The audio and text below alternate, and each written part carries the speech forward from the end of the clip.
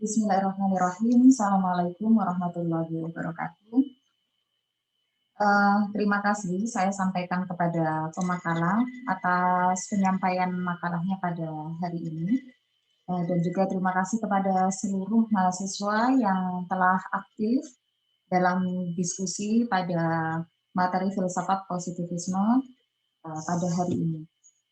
Jadi sebelumnya kita telah belajar beberapa aliran filsafat barat modern, dimulai dari rasionalisme, empirisisme, kritisisme, dan kemudian kita hari ini sampai pada filsafat yang hari ini lagi populer, yaitu filsafat positivisme, di mana filsafat ini muncul pada abad ke-19 Masehi, dengan tokoh utamanya adalah Auguste Comte. Nah, pada materi filsafat positivisme kali ini, saya akan menjelaskan beberapa poin-poin penting yang merupakan pokok dari aliran positivisme yang diusung oleh Auguste Comte. Nah, kemarin secara sederhana bisa kita tarik sebuah kesimpulan ya dari aliran-aliran yang sebelumnya. Jadi kalau rasionalisme itu lebih mengedepankan penggunaan akal dalam pencarian pengetahuan, kemudian empirisisme itu lebih mengedepankan pengalaman manusia, lebih tepatnya pengalaman indera manusia dalam mendapatkan pengetahuan. Kemudian kritisisme berusaha menggabungkan antara rasionalisme dan empirisisme, maka berbeda dengan filsafat positivisme yang hari ini akan kita kaji. Nah, pada filsafat positivisme ini, saya ingin pertama kali memberikan definisi yang secara simpel kepada Anda semuanya. Jadi, nama aliran filsafatnya adalah positivisme, itu artinya berarti berasal dari kata positif ditambah isme, gitu ya. Nah, kata positif ini biasanya kalau di dalam ruang-ruang kelas saya bertanya kepada mahasiswa, saya tanya apa sih arti positif, itu rata-rata mereka akan menjawab positif itu berarti lawan dari negatif, gitu ya. Kemudian perhatian mereka tertuju pada matematika, gitu ya. Kemudian mereka juga mengatakan positif itu berarti baik, gitu ya. Lawan dari yang buruk itu berarti positif. Padahal sebenarnya positif itu bahasa yang kemudian bisa kita nisbatkan kepada sesuatu yang sifatnya adalah faktual. Jadi positif itu berarti adalah faktual. Faktual itu berarti berdasarkan fakta-fakta. Artinya berdasarkan kenyataan, apa yang terjadi dan itu bisa diamati secara langsung, itu berarti disebut sebagai positif, bukan sebuah angan-angan ya, tetapi memang sesuatu yang memang sudah benar-benar terjadi. Nah, sementara isme itu bisa kita artikan sebagai sebuah faham atau aliran. Nah, jadi dari kata positivisme ini sendiri, maka kemudian dapat kita artikan secara sederhana bahwa positivisme itu merupakan aliran filsafat modern yang menyatakan bahwa sebuah pengetahuan itu dianggap benar, manakala dia bersifat tidak hanya logis, tidak hanya empiris, tetapi satu yang menjadi kata kunci dari positivisme adalah dapat dilakukan observasi dan hasilnya harus terukur. Nah, jadi ini yang menjadi kata kunci bagi positivisme, yaitu harus benar-benar dibuktikan melalui serangkaian kerja ilmiah, melalui observasi, dan hasilnya benar-benar terukur. Nah, dari sini maka kemudian dapat saya tarik sebuah inti dari positivisme. Itu berarti aliran filsafat positivisme ini itu menolak sesuatu yang bersifat metafisik. Artinya apa? Berarti sesuatu yang bersifat metafisik, sesuatu yang bersifat abstrak itu pasti akan dianggap oleh aliran positivisme bukan sebagai sebuah pengetahuan. Apa yang tidak bisa dijangkau oleh uh, alat kerja manusia, alat kerja dalam hal ini adalah alat kerja untuk mendapatkan pengetahuan, baik itu logika maupun indera manusia, maka itu dikatakan sebagai bukan pengetahuan dan itu bukan wilayah kerja dari filsafat positivisme.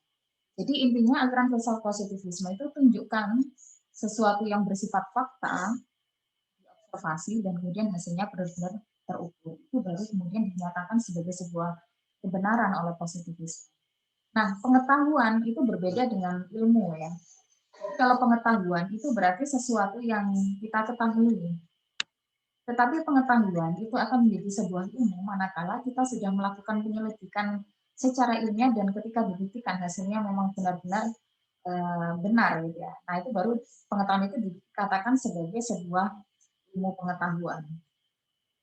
Nah jadi dari beberapa yang saya sampaikan tadi, maka dapat dipahami bahwa positivisme ini secara umum memang nampak seperti aliran filsafat yang terkesan ateis gitu ya. Jadi orang yang akan memandang, wah positivisme itu adalah aliran yang ateis. Kenapa? Karena mereka tidak akan percaya kepada sesuatu yang bersifat metafisik, mereka tidak akan percaya kepada sesuatu yang bersifat gaib. Gitu ya. Mereka tidak akan percaya kepada sesuatu yang sifatnya adalah kodrati. Karena apa? Karena tidak bisa ditangkap oleh indera dan tidak bisa diobservasi.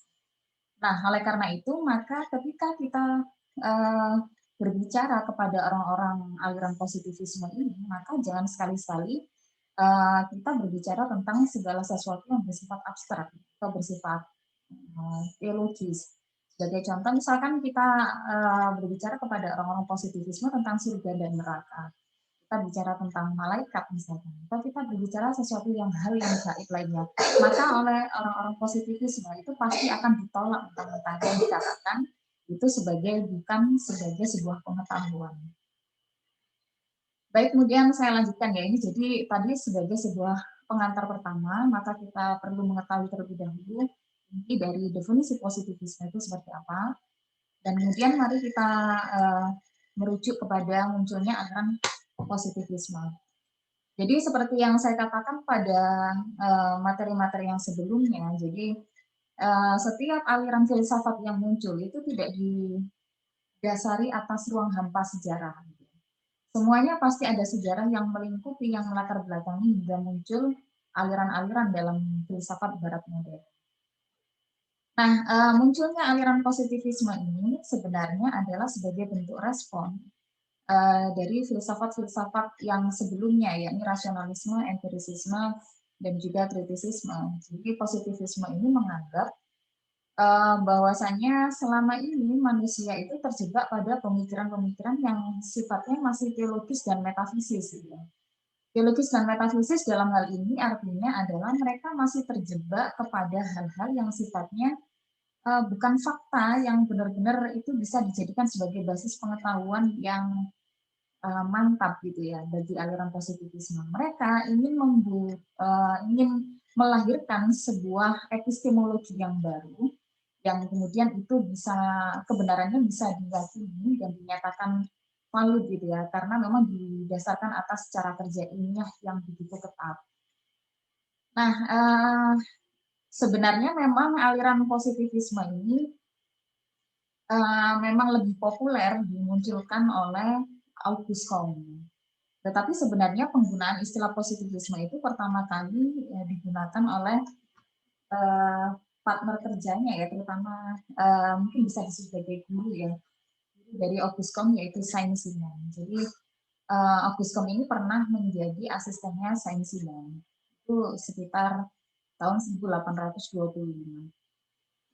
Nah, kemudian prinsip dasar positivisme ini sebenarnya benih-benihnya sudah mulai dimunculkan oleh Francis Bacon. Francis Bacon ini sepertinya kemarin sudah kita bahas bersama ya pada aliran empirisisme.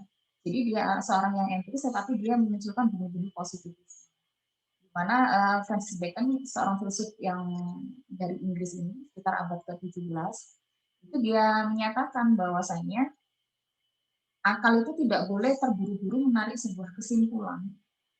Akal dalam hal ini adalah akal murni. Kemarin kita sudah sempat berbicara tentang ada akal praktis, ada akal murni, dan ada daya pertimbangan. Ya. Nah, di sini Francis Bacon menyatakan bahwasanya kita tidak boleh terburu-buru menyimpulkan dengan akal kita sebelum kita benar-benar melihat fakta, gitu ya, melihat fakta yang ada di lapangan, melakukan observasi, baru kemudian kita bisa menarik kesimpulan dengan akal. Nah, sebenarnya Francis Bacon ini dari pemikirannya yang seperti ini itu sudah menunjukkan bahwasanya syarat untuk mendapatkan pengetahuan itu adalah adanya kerja ilmiah terlebih dahulu kita simpulkan dan menggunakan logika. Nah, kemudian pada perkembangan berikutnya pada abad ke-19 itu baru muncullah Auguste Comte ya. Auguste Comte ini yang kemudian membuat positivisme itu menjadi lebih mapan dan menemukan bentuknya pasti.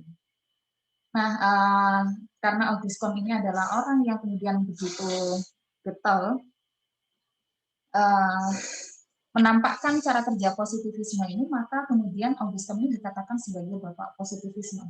Terutama dia lebih concern kepada pengkajian tentang ilmu-ilmu sosial, ya, terutama pengkajian tentang masyarakat. Jadi ilmu yang paling positif, ilmu yang paling dinamis, ilmu yang bersifat fakta, itu adalah kajian tentang interaksi sosial yang ada di masyarakat. Karena masyarakat itu bergerak dengan sangat dinamis. Oleh karena itu, maka Auguscom ini menyatakan bahwasanya hierarki pengetahuan yang paling tinggi itu adalah ilmu sosiologi. Dan sosiologi ini kemudian dikatakan sebagai ilmu yang paling positif, gitu ya, pada perspektifnya orang-orang positivisme. Nah, Auguscom ini juga dikenal sebagai bapak sosiologi, ya, karena dia juga concern dalam bidang sosiologi, terutama kajian-kajian tentang masyarakat. Sebagaimana kita ketahui bahwasanya Auguscom ini dia merupakan seorang yang sangat cerdas, ya. Jadi dia juga berasal dari keluarga yang cukup terpandang. Jadi ayahnya itu adalah orang yang bekerja di kerajaan dan kemudian dia memiliki background pendidikan yang lumayan bagus dan dia akhirnya kemudian mengajar di beberapa sekolah-sekolah karena memang kepandaiannya. Tetapi ada satu kekurangan dari tokoh ini, Auguscom, yaitu sifat temperamentalnya, yang itu nanti akan saya bahas pada slide berikutnya. Tokoh filsafat positif. Nah, jadi Auguscom itu fotonya seperti yang nampak di depan Anda ini.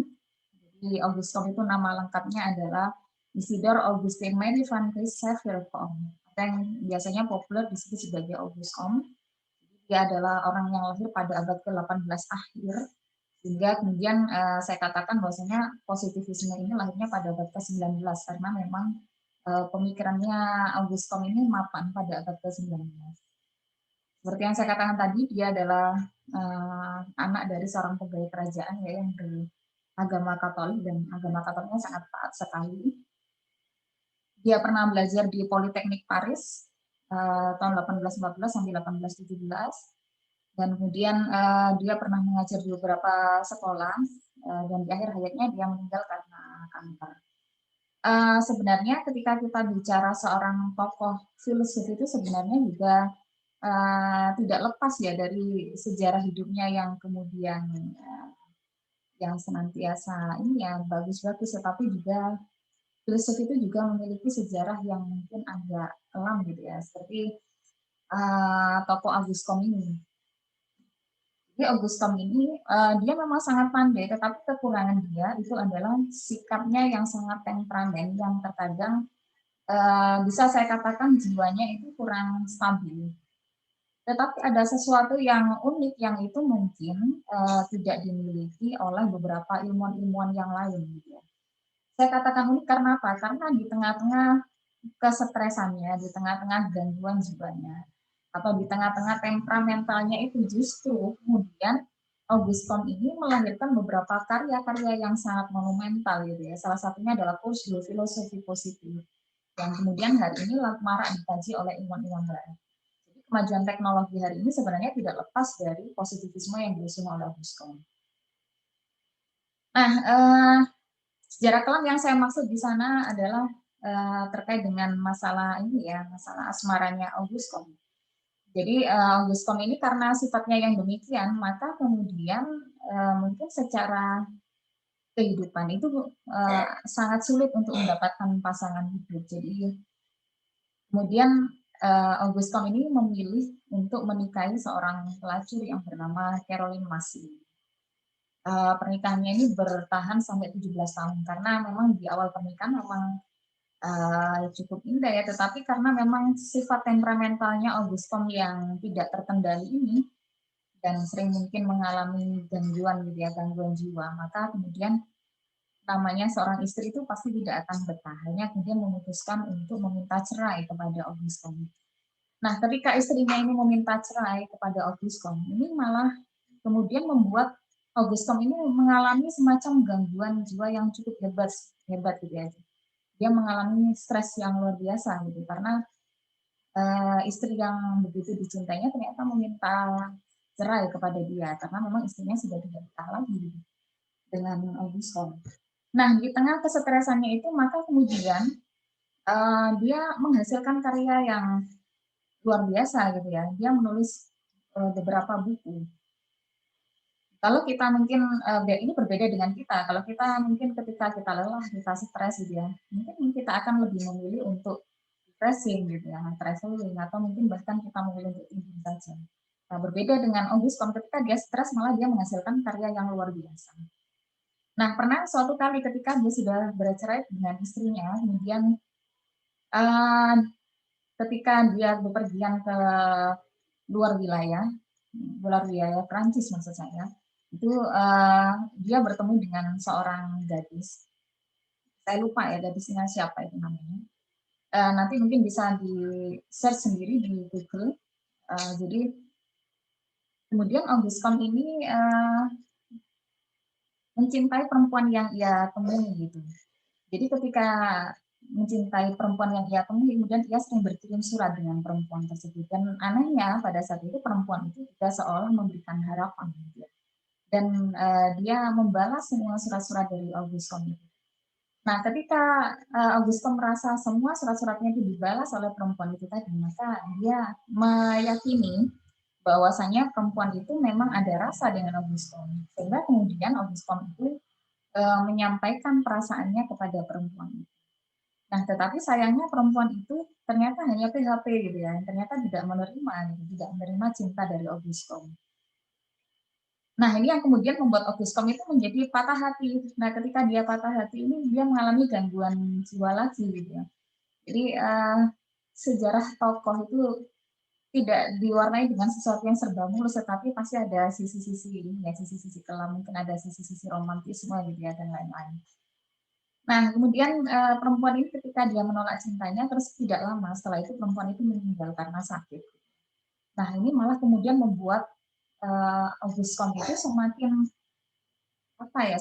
kalut gitu ya, semakin stres, semakin sedih. Dan di tengah kesetresannya, di tengah kesedihannya itu dia malah ternyata menghasilkan sebuah tulisan yang sangat keren sekali. Ya, salah satunya adalah kurs de filosofi positif yang di awal tadi sudah saya jelaskan kepada Anda semuanya.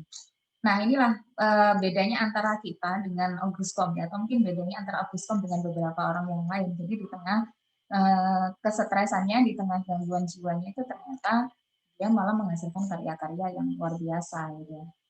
Nah, kalau seperti ini maka sering-seringlah stres gitu ya kalau bagi Augustus. Tapi ini tidak kita sarankan bagi kalian. Kita langsung lanjut ya kepada pemikiran dari Augustus. Nah, ketika kita bicara filsafat positivisme, maka tidak afdol rasanya ketika kita tidak membahas tentang hukum 3 tahap perkembangan manusia. Dalam hal ini perkembangan manusia itu berarti bukan tentang pertumbuhan fisiknya ya, tetapi kita lebih memahaminya sebagai perkembangan pemikiran manusia atau perkembangan akal manusia. Jadi Augustus itu membagi perkembangan pemikiran manusia itu menjadi 3 tahapan. Tahapan yang pertama adalah tahapan teologis, kemudian tahapan metafisis, dan tahapan positif. Nah, dari 3 hierarki tahapan ini bagi Augustus itu tahapan yang paling modern, tahapan yang paling tinggi, itu adalah tahapan positif. Jadi tidak kemudian kita balik ya, orang kalau tahapan teologis itu adalah tahapan yang paling keren, tahapan yang paling puncak itu tidak kalau dalam filsafat positivisme. Kalau bisa saya jelaskan dalam pemikiran Augustus ini, pada tahapan teologis ini tahapan yang paling sederhana. Jadi tahapan manusia yang paling sederhana itu adalah tahapan teologis. Nah, secara sederhana tahapan teologis ini kalau bisa saya analogikan kepada Anda semuanya, tahapan teologis itu ibaratnya seperti seseorang yang percaya saja gitu ya. Tanpa kemudian dia menggunakan rasionya untuk memahami gejala-gejala yang ada di alam semesta yang berkaitan dengan kekuatan adikodrati. Nah, pada tataran teologis ini bisa saya bagi menjadi beberapa aliran yang lebih sederhana, yaitu animisme atau fetisisme. Mungkin kalian sudah tahu yang disebut sebagai animisme itu berarti percaya kepada benda-benda yang memiliki kekuatan atau percaya pada ruh nenek moyang gitu ya, yang menguasai yang menguasai alam, yang menguasai benda-benda tertentu. Kemudian ada politeisme, ini mohon maaf ya salah ketik ini. Politeisme. Politeisme itu mulai mempercayai adanya kekuatan-kekuatan yang menguasai alam semesta yang itu dibagi menjadi beberapa zat gitu ya, yang kita sebut ini sebagai dewa. Jadi ada dewa bumi, ada dewa laut, ada dewa macam-macam. Kepercayaan terhadap berbagai macam zat yang menguasai alam semesta ini kemudian disebut sebagai politeisme. Dan pada tahapan teologis ini manusia bergerak dari animisme ke politeisme, kemudian semakin manusia itu semakin maju pemikirannya, dia bergerak pada ranah monoteisme, yaitu hanya mempercayai satu zat yang menguasai alam semesta, yang dia itu tidak terbatas, yang dia berkuasa atas segala-galanya.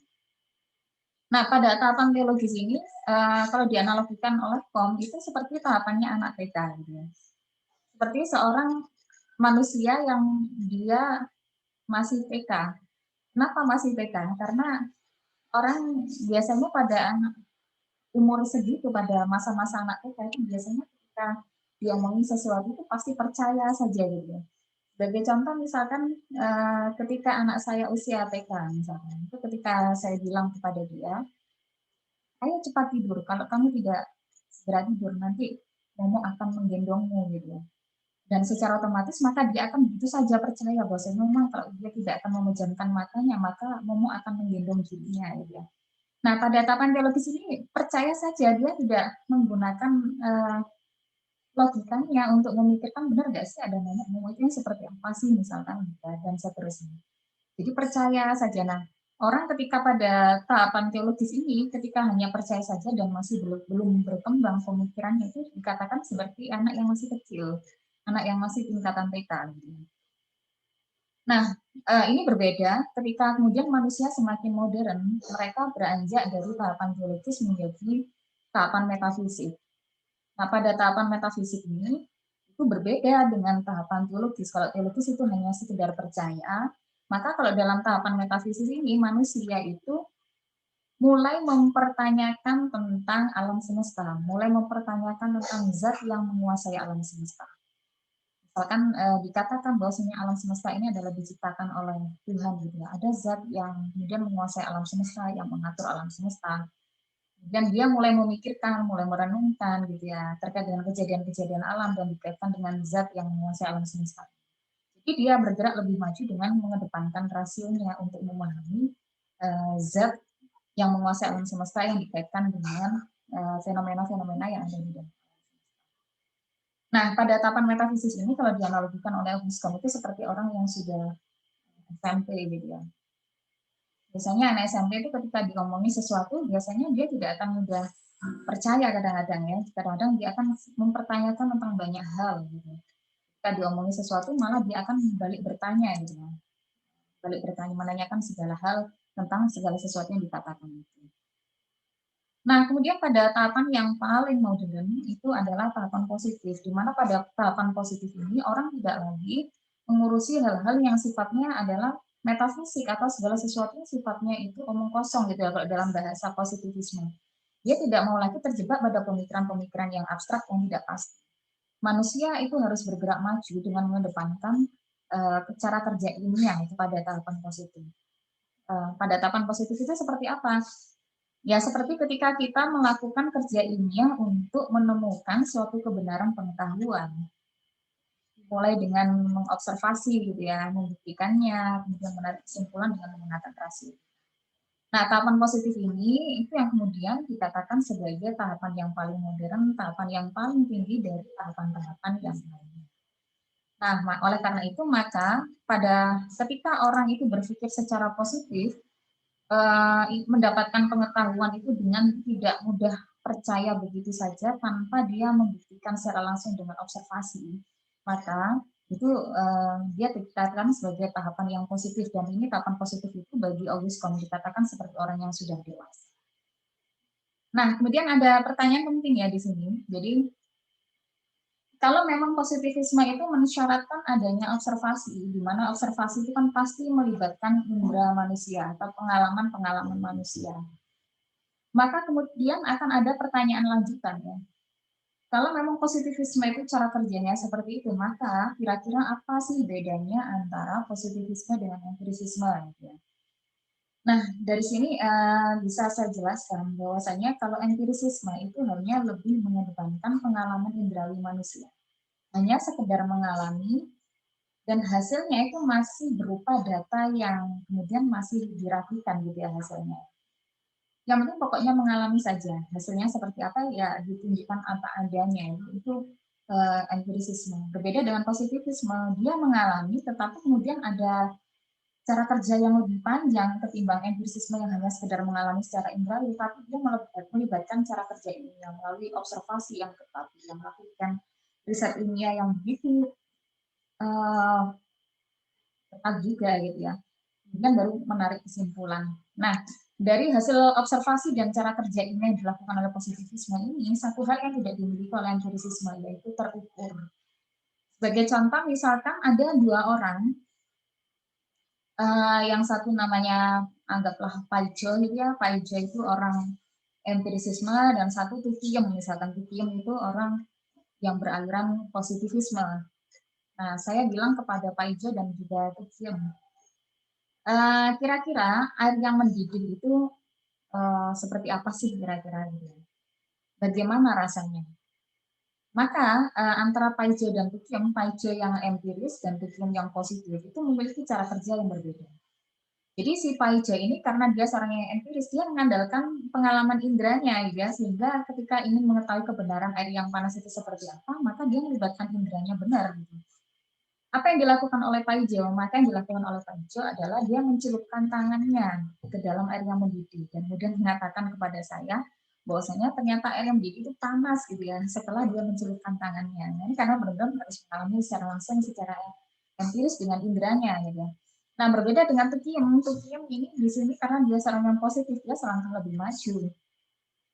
Jika saya berikan pertanyaan yang sama, kira-kira air yang mendidih itu seperti apa rasanya, maka Tukiem sebagai seorang positif, maka dia akan mengamati bagaimana air yang mendidih itu. Maka dia mengamati air yang mendidih itu pasti akan mengeluarkan gelembung-gelembung gitu ya. Kemudian dia mengambil termometer, mencelupkan termometer itu ke dalam air, diukur derajat panasnya berapa, baru kemudian disimpulkan oleh Tukiem, dan kemudian Tukiem mengatakan kepada saya bahwasanya air yang mendidih itu adalah air yang sangat panas, sehingga ketika air sangat panas itu mendidih dengan mengeluarkan gelembung-gelembung, dan itu dikatakan mendidih itu ketika besarnya adalah 100 derajat Celcius atau ke atas. Nah, sampai terukur seperti itu. Jadi, itulah perbedaan antara empirisisme dengan positivisme. Empirisisme itu tidak ada alat ukur yang pasti. Jadi, pengetahuan yang dihasilkan oleh empirisisme itu dikatakan memiliki derajat kevalitan yang tinggi. Sementara positivisme itu karena cara kerja ilmunya begitu ketat dan menghasilkan sesuatu yang sifatnya terukur, maka dikatakan derajat validitas keilmuan dari positivisme itu lebih tinggi ketimbang empirisisme. Nah, oleh karena itu, maka cara kerja positivisme ini yang hari ini kemudian digunakan oleh orang-orang yang kemudian mencintai riset-riset yang bernuansa kuantitatif.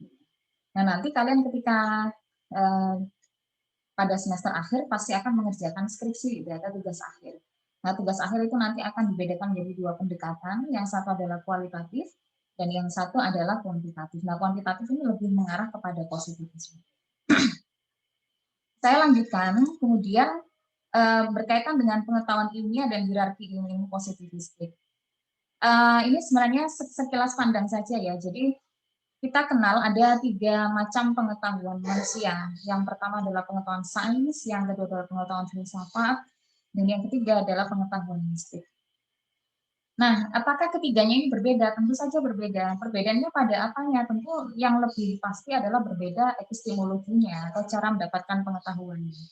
Kalau pengetahuan sains itu bisa saya katakan sebagai pengetahuan positif. Pengetahuan positif itu karena dilakukan rangkaian kerja ilmiah, dilakukan pembuktian-pembuktian ilmiah sehingga menghasilkan ilmu gitu ya. Ilmu pengetahuan itu yang kemudian kita sebut sebagai sains. Jadi pengetahuan yang kemudian dilakukan observasi, diverifikasi, dibuktikan secara ilmiah itu setelah terbukti maka ubahlah pengetahuan itu menjadi ilmu pengetahuan yang kita sebut sebagai sains.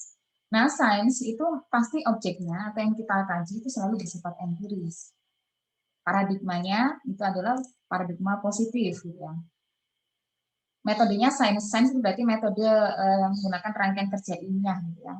Hasilnya harus logis dan terbukti secara empiris, dan ini perlu saya tambah ya, dan terukur hasilnya. Berbeda dengan pengetahuan filsafat. Kalau pengetahuan filsafat itu sebenarnya lebih mengarah kepada logika atau bersifat abstrak. Jadi sesuatu yang kita kaji dengan filsafat itu sebenarnya berkaitan dengan sesuatu yang bersifat pemikiran. Karena bersifat pada tatanan pemikiran saja, maka yang kita kaji itu sifatnya adalah abstrak ya. Karena kita tidak mengkaji secara langsung di lapangan. Maka paradigma berpikirnya adalah menggunakan paradigma berpikir logis. Apa yang digunakan? Yang digunakan adalah rasio, dan ini menghasilkan pengetahuan yang sifatnya adalah logis. Jadi ukurannya dikatakan benar itu apabila sesuatu itu bersifat logis. Kalau sains itu apa ukuran kebenarannya? Apabila sesuatu itu ya logis, ya empiris, yang mungkin bisa dibuktikan melalui observasi dan hasilnya harus terukur. Nah, beda lagi kemudian ada tipologi manusia itu yang kemudian memiliki bentuk pengetahuan mistik. Ya. Mistik itu berarti ketika sains dan filsafat tidak bisa menggapai itu, maka ada orang tipe ketiga yang memiliki pengetahuan seperti pengetahuan mistik. Pengetahuan mistik ini berarti menjangkau sesuatu yang sifatnya supralogis, supra abstrak, gitu ya. Sudah abstrak supra pula gitu ya. Jadi hal-hal yang tidak bisa dijangkau oleh akal, tidak bisa dijangkau oleh alat indera manusia, maka itu dijangkau dengan menggunakan mistik. Nah, tentu paradigma yang digunakan adalah paradigma itu pola pikir. Pola pikir yang digunakan adalah menggunakan mistik. Caranya seperti apa? Kalau dalam bahasa tasawuf itu yang melakukan riyadhah supaya orang itu bisa mendapatkan intuisi dari Tuhan atau mendapatkan pengetahuan secara langsung dari Tuhan, itu melakukan riyadhah atau serangkaian jalan, serangkaian makomat wal ahwal gitu ya kalau dalam bahasa tasawuf. Nah, untuk ukuran kebenaran seperti apa itu tidak ada ukuran yang bisa ini ya ditentukan secara pasti. Yang penting pokoknya ketika manusia itu sudah tidak bisa bekerja pada dua wilayah ini, maka satu-satunya hal yang bisa dilakukan manusia adalah pada tataran pengetahuan mistik. Sebenarnya bukan pengetahuan mistik ya, saya akan lebih suka menyebutnya sebagai pengetahuan intuitif. Itu dari pengetahuan yang datangnya langsung dari Tuhan melalui serangkaian jalan yang ditempuh manusia secara spiritual. Nah, pada filsafat positivisme itu pada jenis pengetahuan yang ini, jenis pengetahuan sains. Karena kita bicara hierarki itu berarti tingkatan-tingkatan ilmu dalam positivisme. Jadi dalam positivisme itu ilmu yang paling positif atau yang paling kompleks itu adalah yang paling tinggi adalah sosiologi. Ini saya letakkan di paling akhir ini. Yang paling sederhana adalah matematika karena tidak butuh pembuktian kerja ilmiah yang begitu ketat. Tapi semakin ini dari hal yang paling sederhana sampai ke paling rumit gitu ya. Dan sosiologi dikatakan sebagai pengetahuan yang paling rumit, pengetahuan positif yang paling tinggi. Karena apa? Karena sosiologi itu mempelajari segala sesuatu yang sifatnya sangat dinamis yang ada di dalam masyarakat. Dan masyarakat itu selalu bergerak secara terus-menerus, dan itu perlu dilakukan pembuktian-pembuktian ilmiah secara terus-menerus untuk mengetahui tentang teori-teori tentang masyarakat gitu ya. Mulai dari matematika, astronomi, fisika, kimia, biologi, dan yang paling tinggi adalah sosiologi. Mungkin itu yang bisa saya sampaikan kepada mahasiswa tentang filsafat positivisme. Jadi secara inti, belajar filsafat itu adalah mempelajari tentang epistemologi yang paling tinggi. Jadi bagaimana orang-orang zaman dahulu itu melakukan serangkaian jalan untuk menemukan pengetahuan.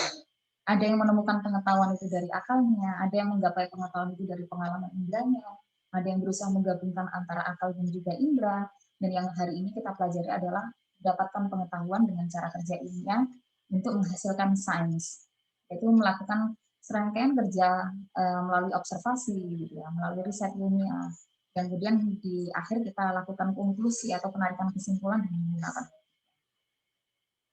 Kita akan ketemu lagi di minggu akan datang, alhamdulillah. Jadi materi kita kurang 2 lagi untuk minggu depan. Setelah itu akan ada UAS. Insya Allah UAS akan segera saya berikan di minggu yang akan datang. Mungkin itu saja tambahan dari saya untuk penjelasan materi hari ini. Kurang lebihnya saya mohon maaf yang sebesar-besarnya. Assalamualaikum warahmatullahi wabarakatuh.